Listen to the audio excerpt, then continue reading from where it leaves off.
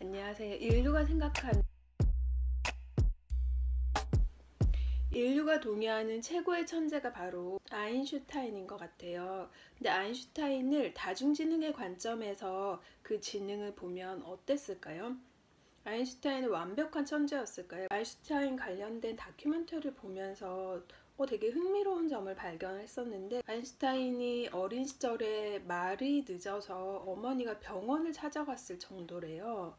그걸 힌트로 보면 아인슈타인은 아마도 언어 지능이 굉장히 떨어졌을 것 같아요. 흔히 이런 말들을 많이 하죠.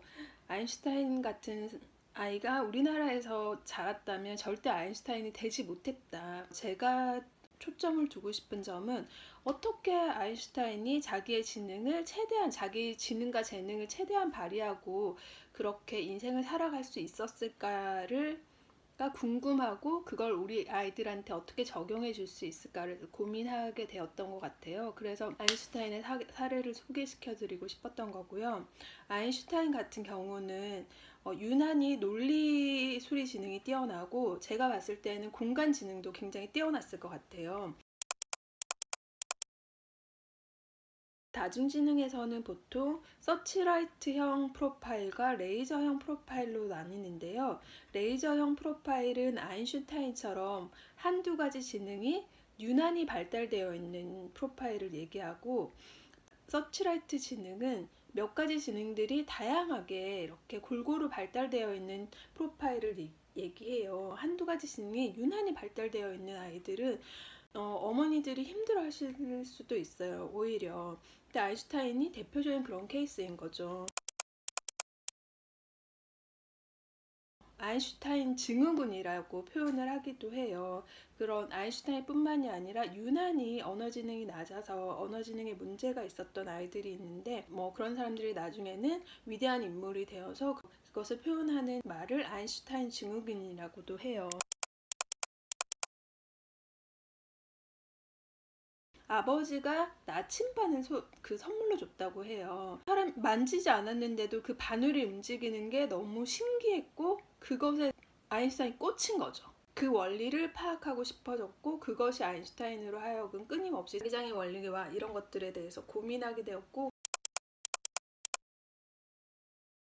아인슈타인은 어떤 성격적 측면이 함께 시너지를 이루어서 아인슈타인이 되지 않았나 싶은데, 그건 뭐냐면 아인슈타인 굉장히 집요하고 한 가지 궁금증, 그것에 이렇게 골똘할 수 있는 어떤 성격인 거죠. 그런 성격의 아이들이 실제로 있기도 하거든요. 그런 아이들은 한 가지에 꽂히면 거기를 계속 이렇게 파는 그런 아이들이 실제로 있어요. 그래서 그런 아이들은 그런 면을 잘 발휘하면서 살아갈 수 있도록 발견해주고 지원해주는 게 중요한데요. 그런 덕분에 아인슈타인은 사실 지금의 아인슈타인 될 수 있었던 거니까요.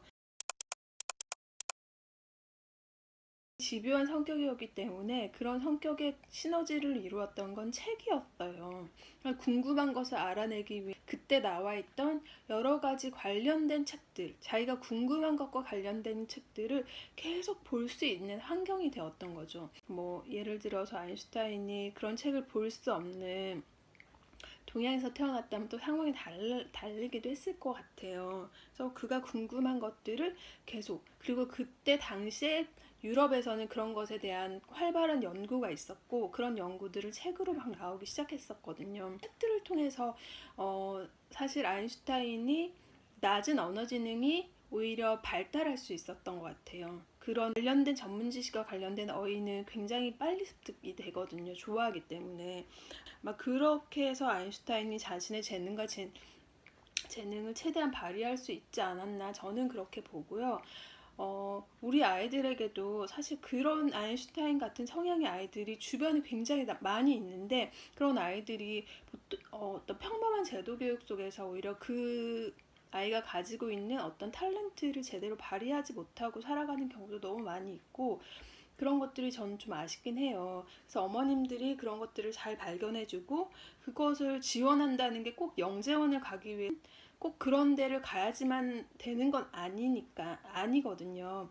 이 아이가 관심을 갖고 있는 분야에 대해서 함께 관심을 가져주고, 그것에 연구하고 그것에 몰입할 수 있도록 관련된 책을 사주고, 그리고 그것에 같은 실험을 할 수 있도록 도와주고, 흥미를 계속 이끌어주는 것이 굉장히 중요해요. 그래서 아인슈타인의 사실 낮은 언어 지능을 얘기하고자 했던 건 아니고, 아인슈타인처럼 레이저형 지능 프로파일을 가진 아이들은 어떻게 교육하는 것이 좋을까에 대한 얘기로 마무리를 지어야 될 것 같아요.